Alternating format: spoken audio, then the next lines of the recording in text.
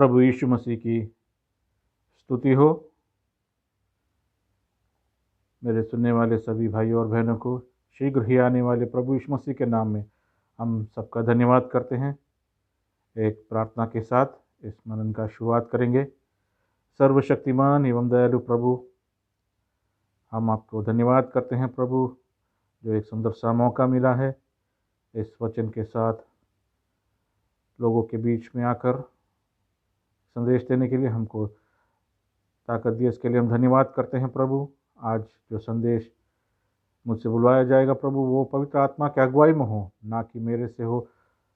और जो कुछ बातें बोले प्रभु, वो सब कुछ हमारे आत्मिक जीवन में एक उत्साह भरी, हमारे जीवन के लिए एक कामयाबी, एक हमारे जीवन में एक विजयी होने के लिए ताकत दे प्रभु। इस वचन के आधार पर प्रभु लोगों के दिल में एक खुशी पैदा हो प्रभु।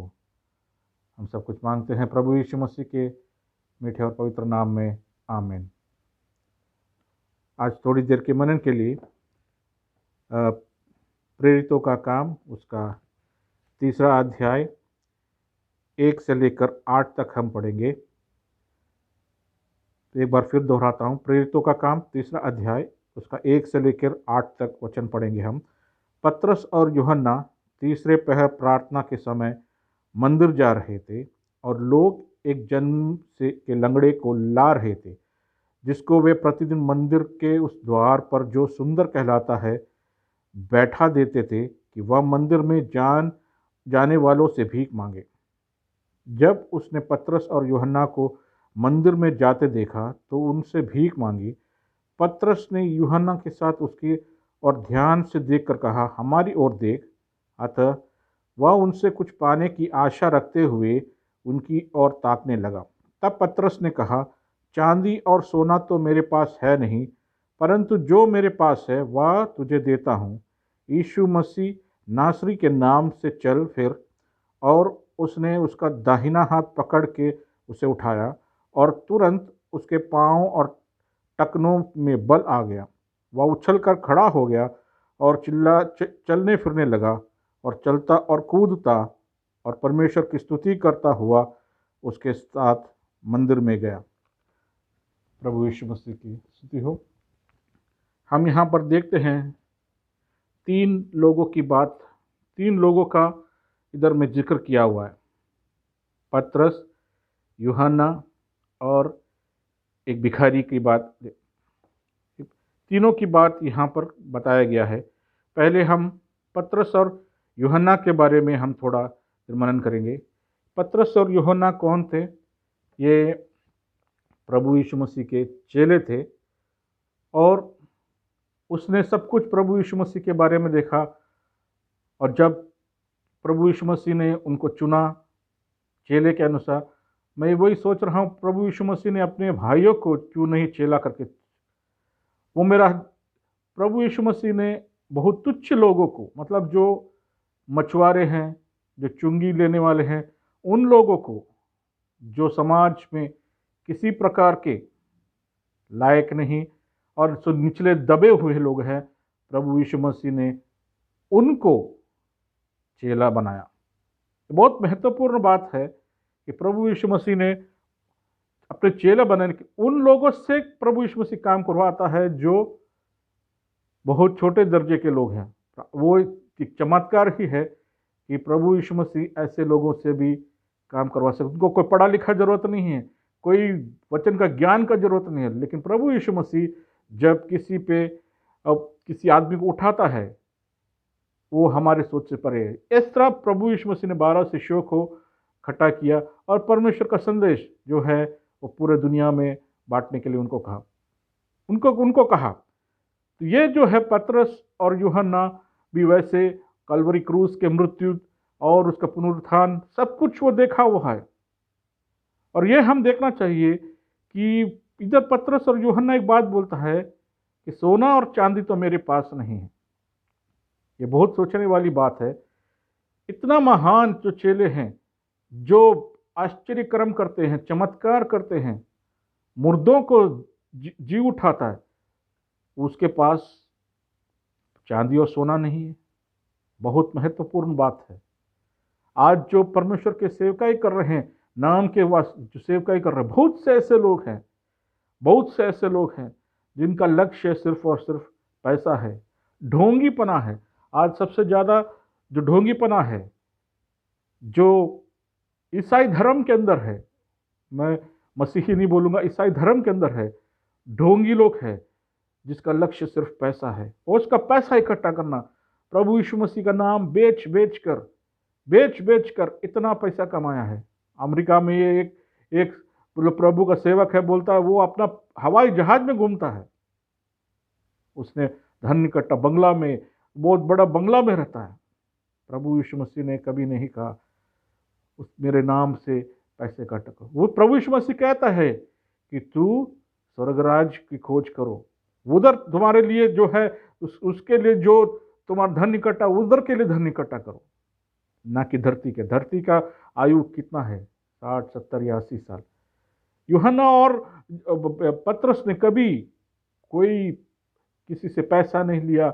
ले सकता था बहुत कुछ, बहुत धन इकट्ठा कर सकता था, लेकिन उसके पास सिर्फ और सिर्फ प्रभु यीशु मसीह का नाम के सिवा कुछ नहीं था। वो जो क्रूस पर लटका हुआ प्रभु यीशु मसीह को, जो जी उठा प्रभु यीशु मसीह, पुनरुत्थान हुआ यीशु मसीह, उसका नाम के सिवा, उसके नाम से आश्चर्य कर्म करते थे। हमारे जिंदगी में ये होना चाहिए। हम इस धरती के लिए, हम धरती के जो मोह माया है उसके पीछे ज्यादा पड़ने से, जरूरत है हमारे लिए धन, इस जीवन में जीने के लिए जरूरत है, रोटी जरूरत है, कपड़ा जरूरत है, मकान जरूरत है, ये तीनों चीज बहुत जरूरत है। लेकिन हम उसके हाथों में जब सौंपते हैं, प्रभु यीशु मसीह के हाथों में जब सौंपते हैं अपने आप को, ये सब हमको मिल जाएगा। कहता नहीं कि मैं देगा तुझे, तुम्हारे साथ जुड़ जाएगा, तुम्हारे क्यों जरूरत है वो सब जुड़ जाएगा।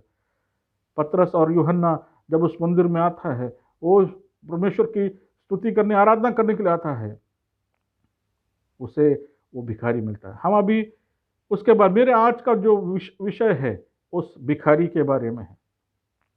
एक भिखारी है जिसका आयु 40 से ज्यादा है। वो लगातार उस मंदिर में आके बैठता है कि वो लंगड़ा है वो, और मंदिर के बाहर ही बैठता है। वो अंदर जाने को उसको नहीं सकता है, क्योंकि उस जमाने में मंदिर में प्रवेश करने के लिए कोई बहुत सारे कायदे कानून था।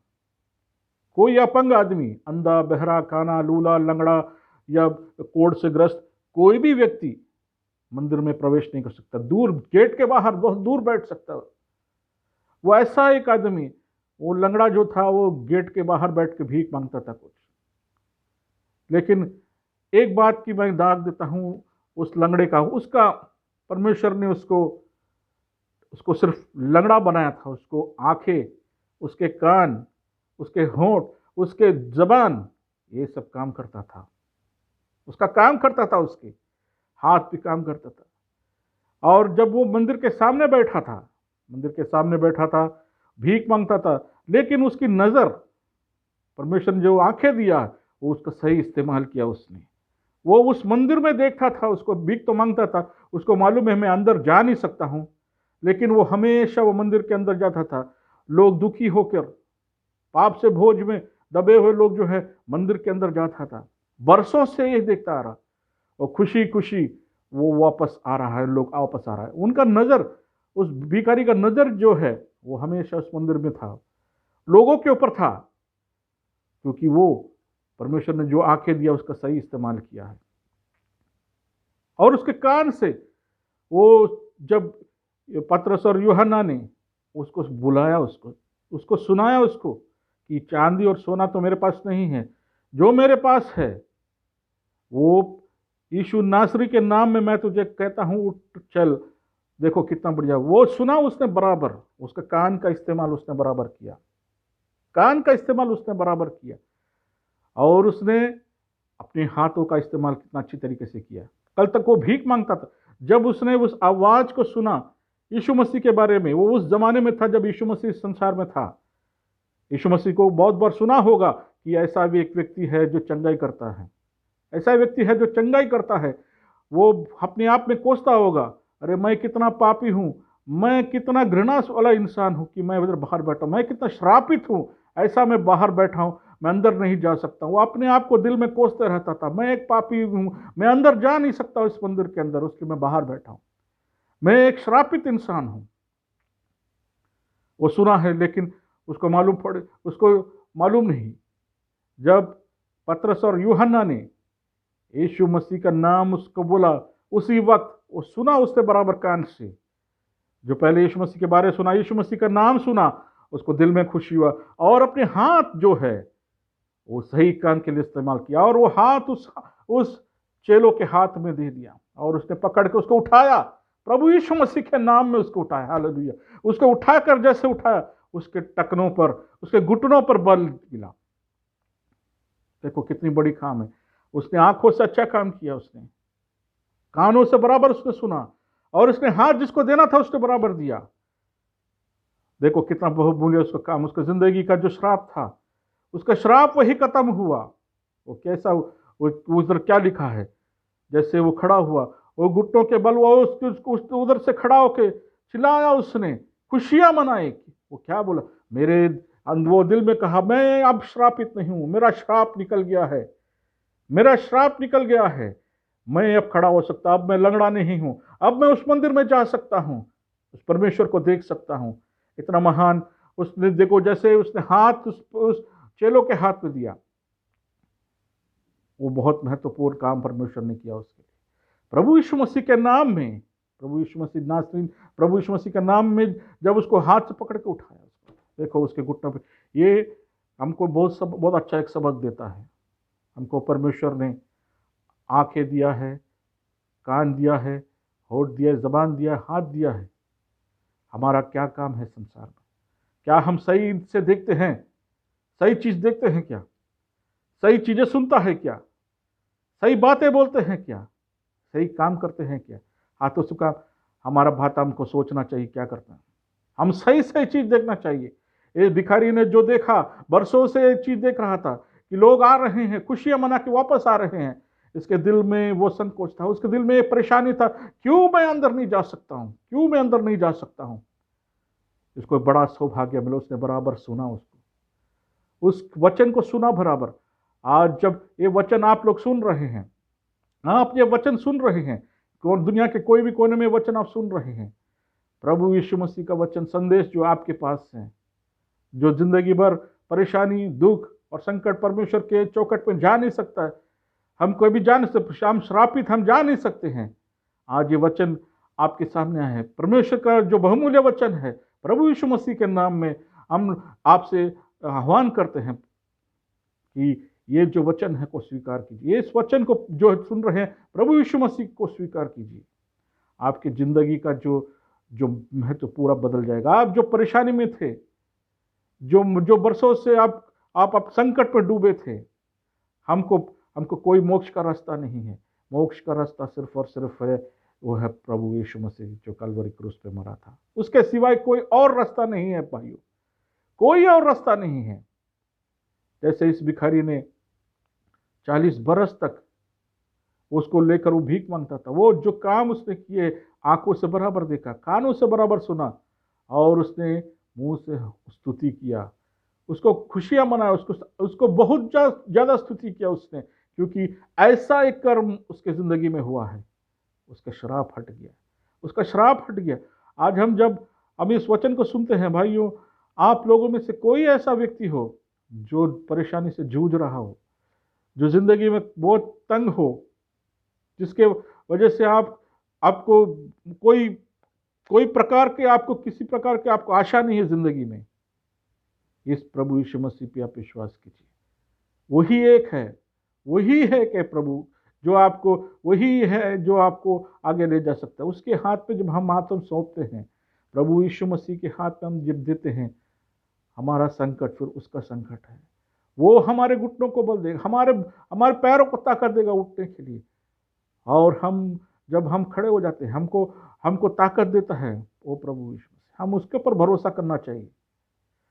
हम यही चाहते हैं भाइयों, हम यही चाहते हैं, विनती करता हूँ इस वचन से आप लोगों को प्रभु आपका पूर्ण रूप से आप इसको विश्वास कीजिए और ग्रहण कीजिए, ताकि आपके ज़िंदगी में अनुग्रह हो। मेरी यही चाहत है प्रभु। ये वचन हमको बोलने का यही मतलब है कि प्रभु यीशु मसीह दुनिया के कोने कोने में जो अविश्वासी है, जो आज तक कभी विश्वास नहीं, जिंदगी में परेशानी है, दुख है, वो सब कुछ, आपका सब कुछ संकट दूर कर सकता है।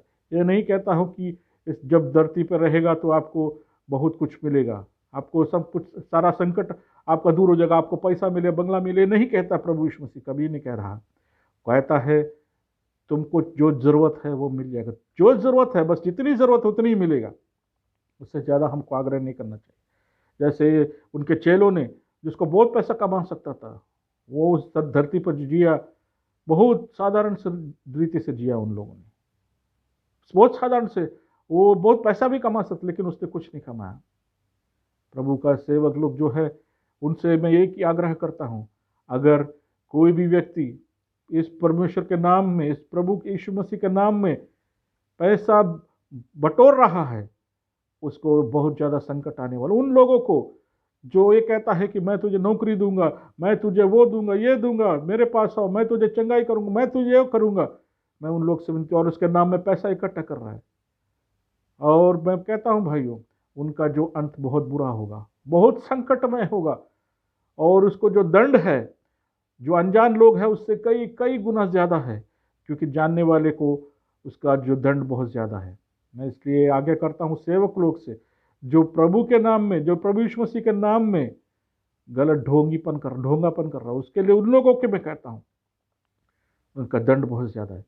और जो नए भाई है उसने, उनसे मैं विनती करता हूं, इस भिखारी की तरह अपने जिंदगी को उज्जवल बनाए। यही यही एक मसीह का वचन जो है, उनको स्वीकार कीजिए। हमारा यही लक्ष्य है, मसीह का नाम ऊंचा हो, इधर भी हो। मैं आप लोग से आग्रह करता हूँ कि इस वचन को स्वीकार कीजिए। परमेश्वर आपको बहुत बहुत अनुग्रह करे। आमीन।